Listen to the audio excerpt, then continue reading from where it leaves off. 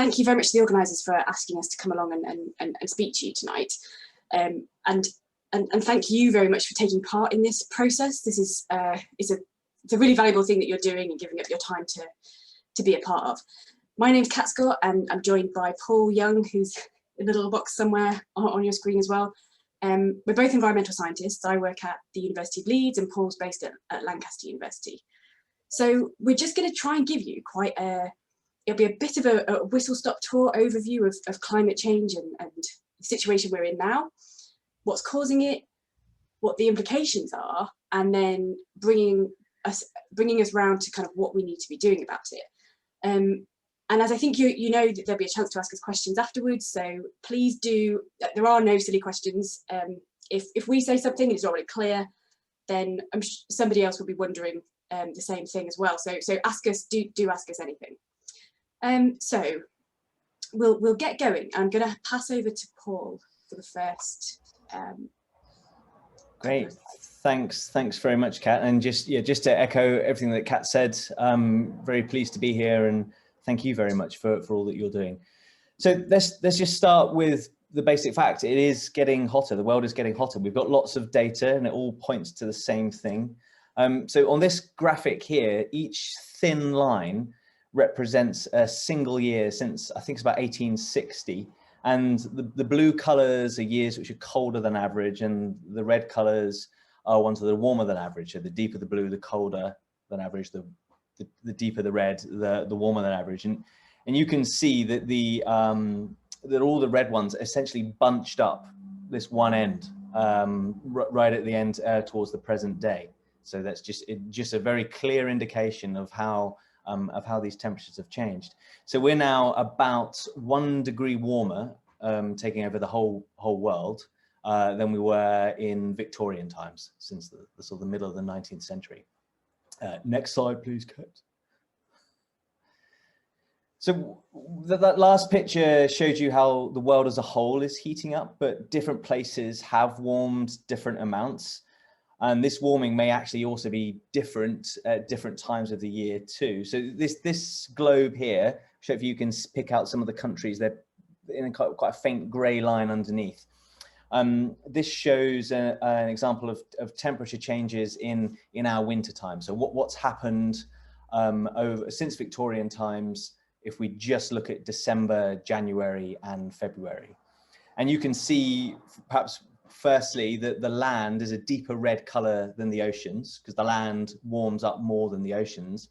And maybe the other thing that's really jumping out at you there is the Arctic, at the top of the globe there, the North Pole. And that is warming at about 3 times quicker than the global average. And the reasons for that, which we don't need to go into, but I think, yeah, the message here is that, you know, that global temperature is one number, but it doesn't mean that it's happening that number everywhere. Kat.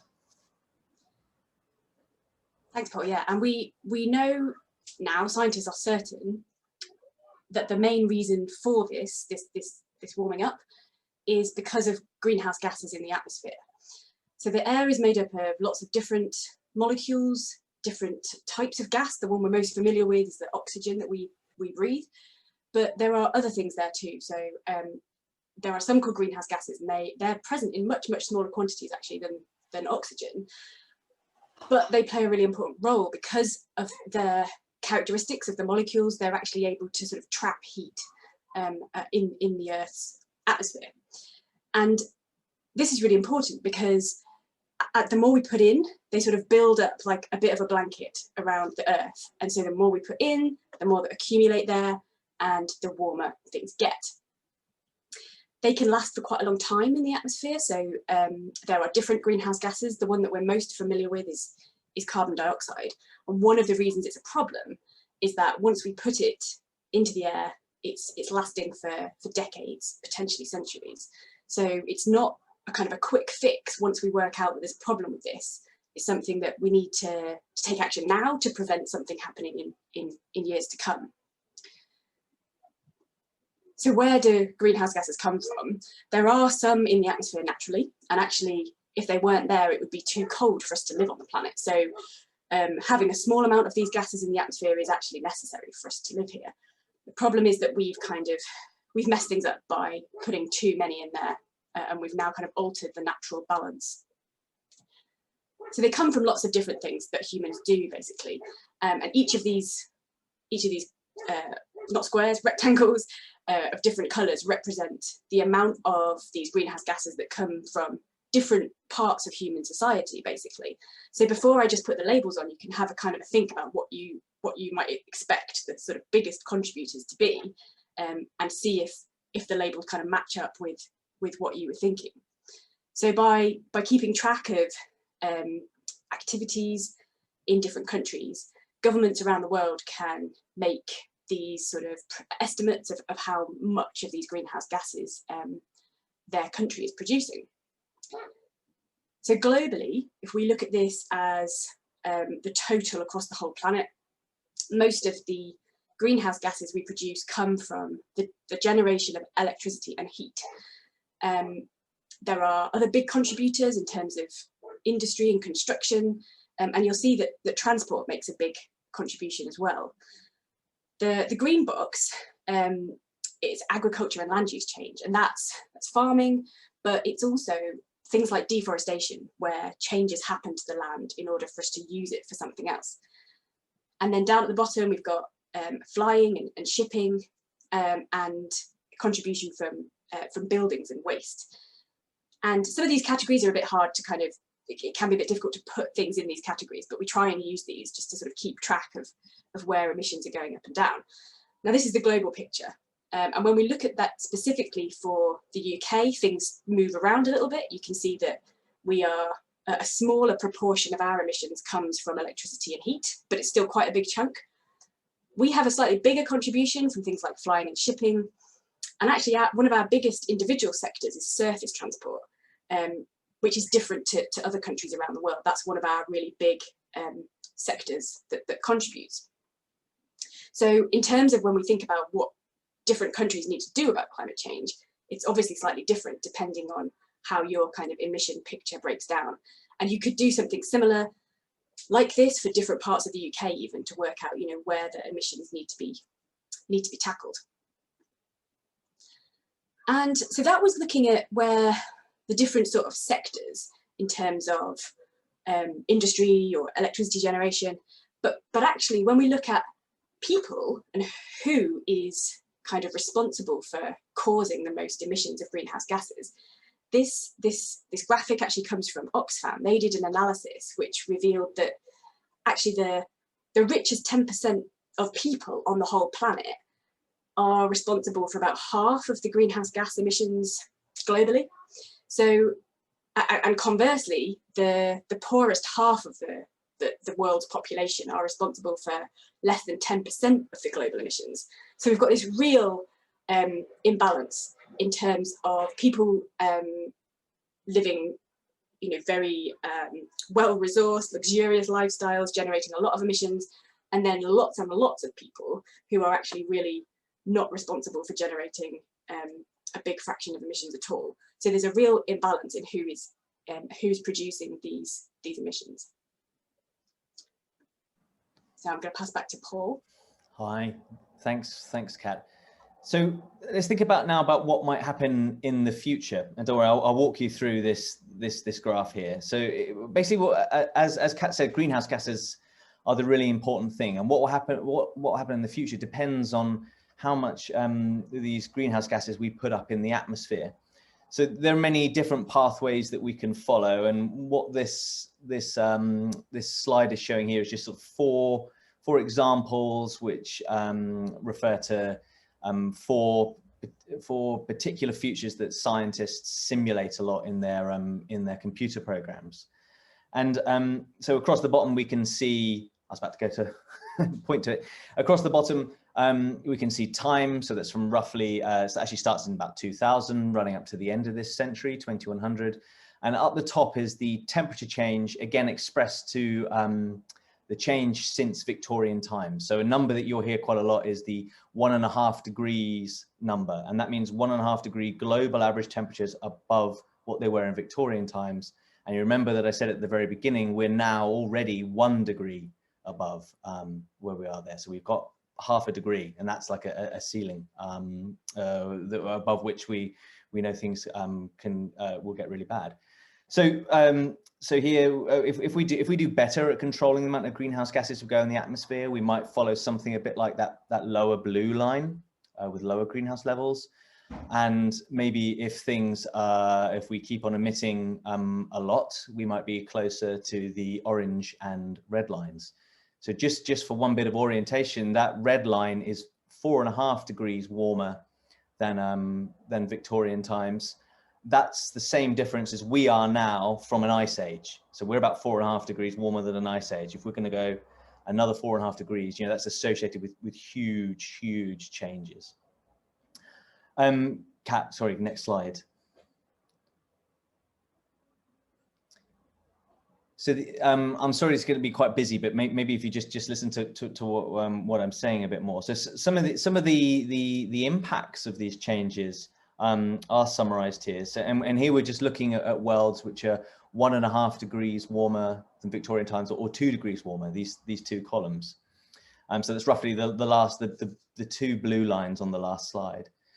So as scientists, we can make all sorts of calculations and estimates about what impacts we think might happen for these different levels of warmings. And as I said, some of these are summarized here just for these two temperature changes. So just look up in the top left there, we can think about the size of the population which is exposed to extreme heat. There's a level of temperature which can really make existing health problems a lot worse, or it can even kill vulnerable people. So moving to 1.5 degrees warmer, we're exposing 14% of the global population. If we go up another half degree, we're more than doubling that, right? We're exposing over a third of the population. Sea level rise, maybe it's something that you would have heard of. Big concern for coastal communities. Those numbers might not look very big, but they really do matter when you start to think about how high things like sea walls are, or whether even coastal communities are protected or not. Heating the world is also going to be important for animal and plant life, which could lose their habitat. And these are what these numbers, these green numbers in the middle here mean. So we think about mammals, or we can think about different plants. And if we're thinking about plants, we can move over to the right as well and think about crops, the things that we grow, the things that we eat, grown on farms. So in a 1.5 degree world, we might lose 3% of the amount of crops that we grow. If we warm another half a degree, again, maybe we'll lose 7%. And this has all sorts of implications for think about how we feed the world, basically, without getting too much into it. And coral reefs are included as well. So this is something, again, many of you will be aware of. And these are, again, many of you are probably aware they're massively threatened by climate change. And we don't just care about them because of their sort of beautiful, unique ecosystems that support a range of different life, but they're the sort of lifeblood of many different coastal communities across the tropics. Next slide, please, Kat. And think about tropical communities again. So Kat showed that figure that we have from Oxfam, where it showed that the poor make a comparatively, well, very small contribution to the amount of carbon dioxide and greenhouse gases that we've been put in the atmosphere.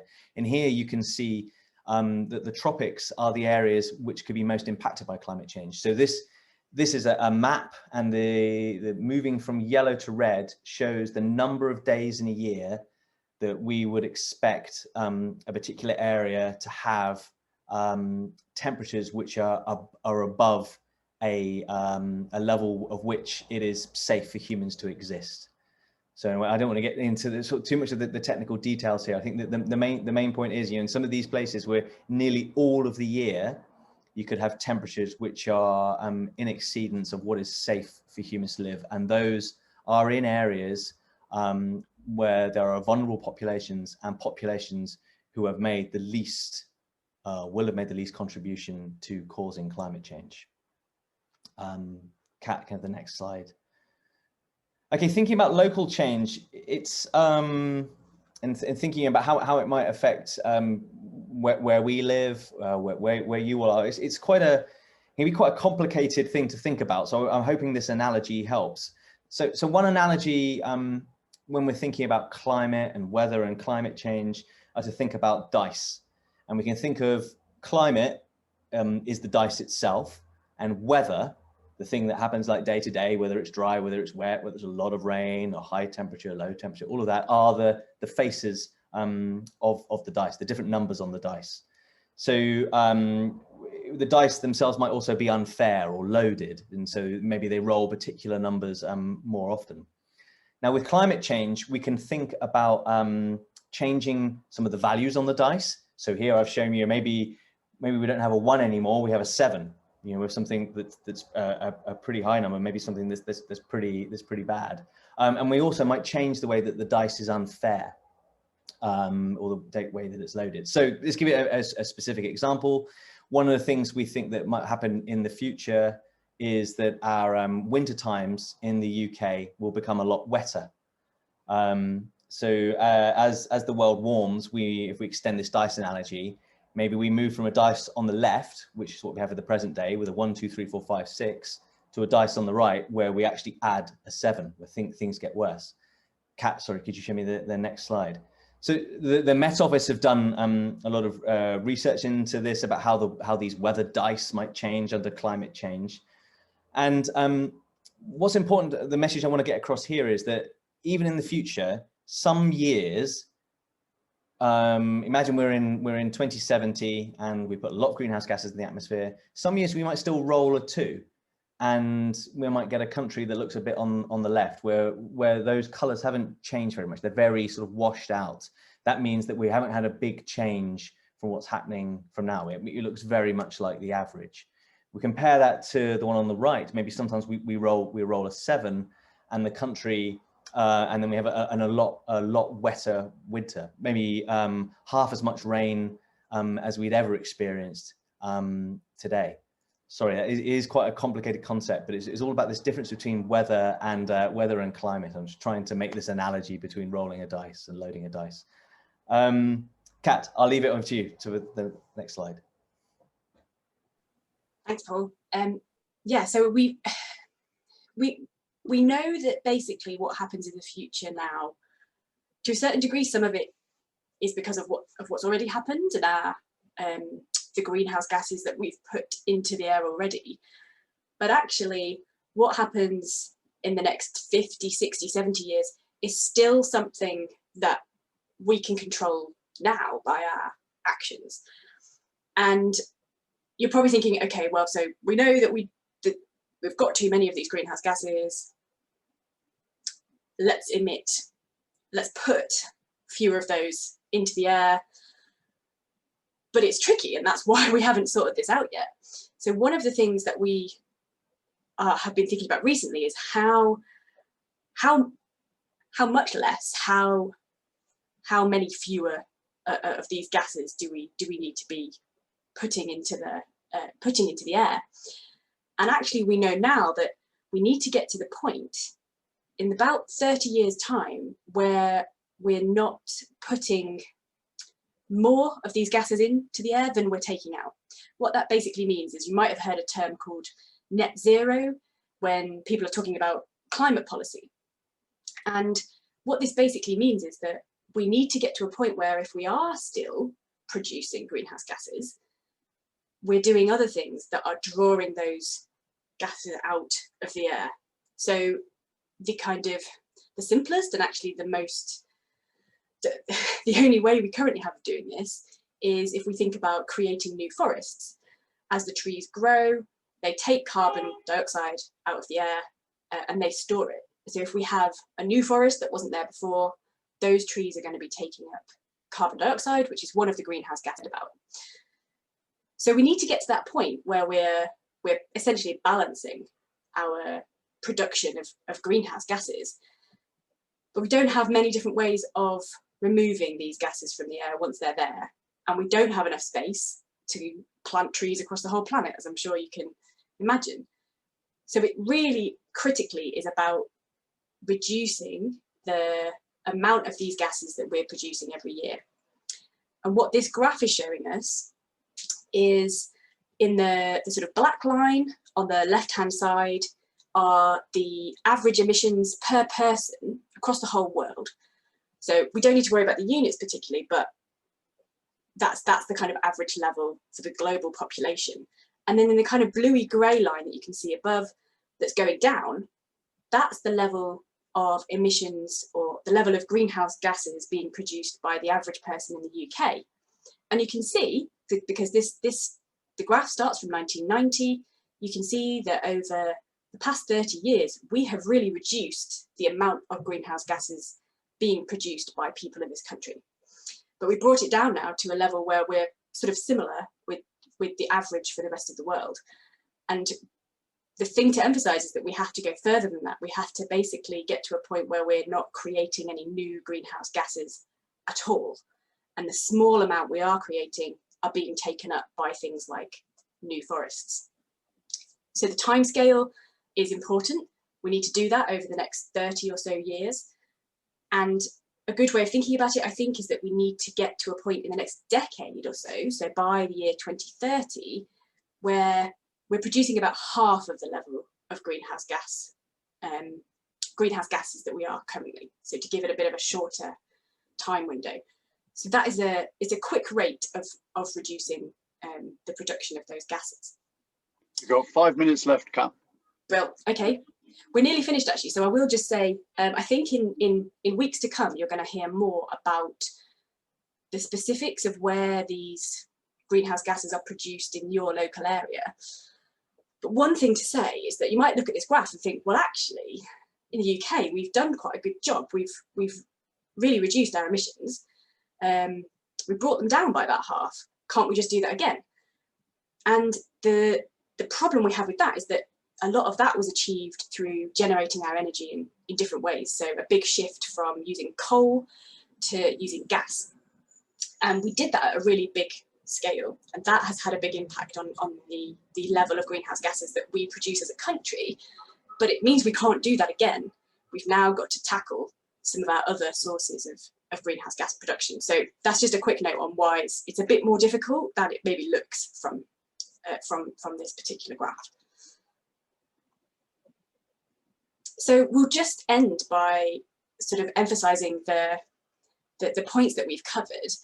And as we said before, we're really happy to answer your questions. So if there's anything that's come up that you think, gosh, I've never heard about that before, what does that mean? Or if you already knew this already and you want to ask us something really specific, then please do.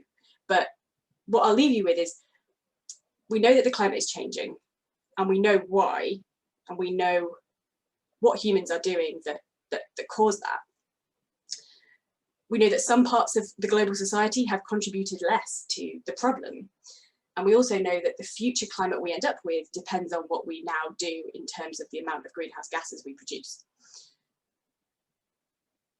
And equally, when we say not everyone globally has contributed to this problem, the impacts of climate change are not going to be felt equally by everybody.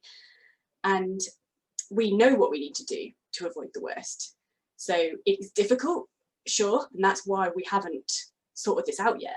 But we know what it is that we need to do. We know the point we need to get to. And so the next decade or so is going to be really, really critical in terms of whether we manage to do this. And activities like this panel that you're participating in are just absolutely vital in terms of how we turn what might be a kind of global or a national target or an ambition into something that actually happens in different parts of the UK. So thank you very much. And I'll leave it there.